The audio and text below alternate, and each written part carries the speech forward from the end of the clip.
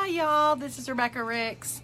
I'm here with the brew, and a brew is a mixture of people, events, or things that come together to form a more potent whole, and we're here to make your whole a whole lot better. Now I don't know if you can tell behind us, but I am live streaming from a new spot, and today we're live streaming from Gospel 90.3, which is our local radio station, and I'll be doing part of their heading home show here at 4, so I thought I'd pop in real quick. So it's kind of neat. You can see the board behind me and some of the stuff they have. So if you want to listen to their heading home show and you are local, it is 90.3, or if you're listening on the radio, it's Gospel 903. All right, so today we're talking, and before we do that, we got to take our cup of coffee. I don't know, it has been a Monday for me, so I need not one sip, but two. Okay, let's talk today a little bit about unit studies. All right, what is a unit study? Well, a unit study is kind of where you, it's also called a thematic unit, sometimes called unit studies, thematic units, themes. A few years ago, it was a really big deal for schools to do them, cross-curriculum. But unit studies are very hands-on. Basically what you do is you take a subject and you go all the way across the curriculum for that subject. So one example would be, let's say you are doing animals. Okay, so you would read books on animals, maybe Charlotte's Web. You would do it, you would write about animals, write a story about animal for your creative writing, your capitalization, your punctuation. You would do animals. Learning about the classification of animals for science. Maybe if for vocabulary, your vocabulary would be about animals, maybe vertebrates, invertebrates. Maybe if you were talking about animals on certain continents or animals in certain places, then you could bring in some geography for it. You would read stories about animals. Maybe even you could do history. You could talk about relationships of humans and animals, different things like that, how animals have affected the wars. Maybe you want to talk about World War I, World War II, unit studies. That's what you would do across the curriculum.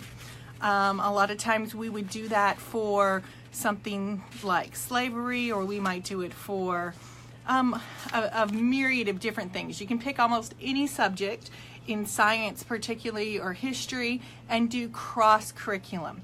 You're taking that subject and you're digging really, really deep into it for a certain amount of time. And I think they're really cool. There are some really, really interesting curriculums out there that do unit studies. One of them that I've liked is called Homeschooling in the Woods. I know that sounds crazy, but it's really cool. They do history, and each unit would be a part of history. So maybe you're doing colonial times is what I've gone through with them. And in colonial times, you talk about the herbs they used during that time for your science section. You talk about what kind of math they would use during that time, what the money was worth then compared to now. You're not just delving into the people like history would be. You're doing everything you can think of, writing about it, vocabulary from that time, words, important people. So kind of like what we like to do that is homeschoolers, but I kind of like to do that more for science. So at ours, we just had our science fair project, or our science fair. So for science fair, we kind of do that. They have to pick a topic and they write about that topic, and then they would have to write a research paper on the topic. They have to do experiments. They have to be they're measurable experiments that they can, so that's really important. So you're getting your math into it for doing that. The writing, you're getting your English, you're reading about it. You're kind of living with that subject a little bit. So that's kind of what unit studies are. So let's talk a little bit about pros and cons of unit studies. Okay, advantages. I read a couple places that statistically, students who do unit studies are 45% more likely to remember that subject in the future. 45%, probably because they're doing so much information from everything for it. And another cool thing is if you're homeschooling or doing something like that, it is available of children of multiple ages. So let's say you are doing a unit study on water. Well, you could do the chemistry side of it and do H2O for someone who's older. Younger could do precipitation, the science side of it. So there's lots of different levels. So most unit studies are written for multiple levels. So an advantage is it can be very flexible. You can use it for lots of different ages. 11-year-old can write a report, a research paper. Maybe an 8-year-old can write fact sheets on it or could write paragraphs on it. And it can really be easy to change it up based on that level or where they are, what they're capable of. A second really advantage is that you really can incorporate what your child is interested in. So if your child is interested in growing plants, they like that, then that would be it. What is your child interested in? When I was growing up, I really liked to read. I remember in that 3rd, 4th grade range, really liking Little House on the Prairie. Well, that would have been an easy way to pull in a unit study on something like that. A great source is to go to the library and kind of figure out what your child likes. They like butterflies. Okay, let's learn everything there is to know about butterflies. Let's write about butterflies. Let's read about butterflies. Find everything we can. You can think about where did this happen? How far is it from us? How can we visit it? Things like that. Can it still happen now? Are there things we can do? Visit? And a lot of times it even includes more things like field trips, to a butterfly garden, things like that. So maybe you're going to watch a documentary on that, things like that. Another thing is a lot of times studies show that it's really easier for children to retain because it's all encompassing.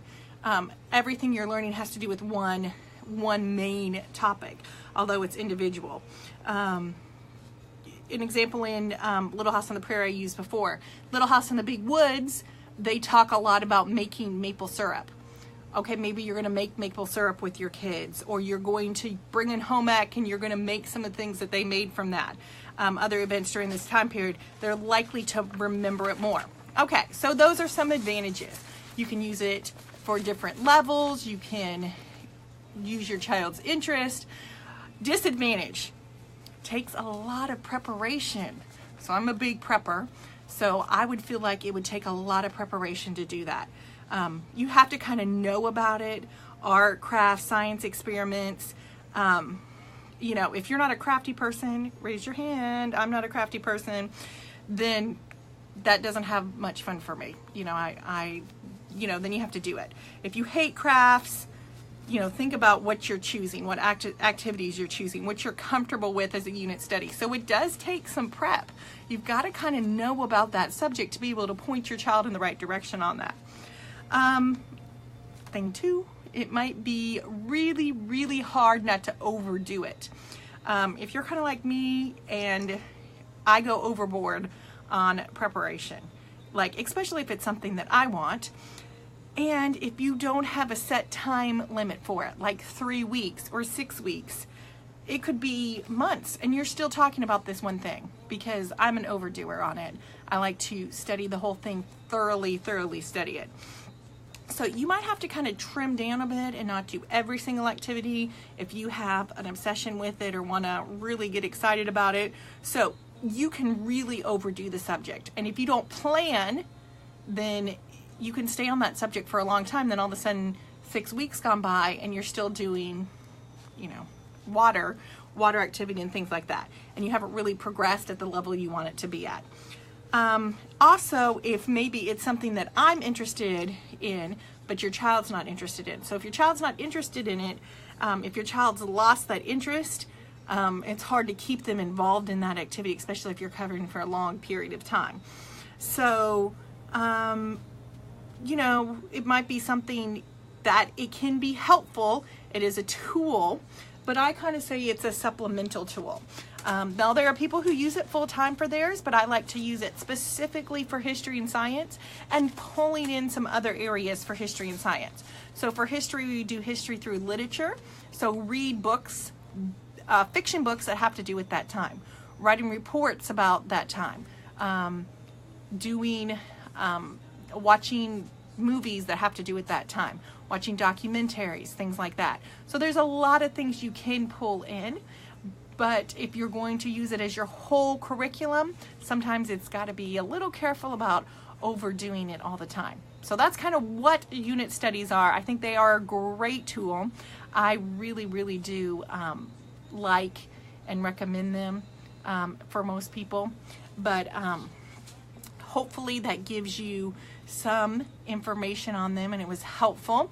And if you do like and share this video with others, and if you can, if you'd like to, I will be on the radio this week, Gospel 90.3, if you're local, and we'd love to have you log in and listen, and I would love to get some feedback on what you think for that. So I will be in, and this weekend is our Restore-a-thon, so they're going to be doing kind of like a share-a-thon or a talk-a-thon. Well, we'll be asking for money and it'll be exciting, so I'll be on quite a bit. But hopefully that was helpful. If you have any questions or suggestions on unit studies that you've done or that you like, please comment and let us know, and we'd love to hear from you. So here I'm going to be signing off, and don't forget, you're not alone. You're not the only one out there homeschooling, and that we are definitely here to help you. I hope you all have a great day. I'll see you Friday morning for an extra shot of espresso. And again, I'll be live here from Gospel 90.3.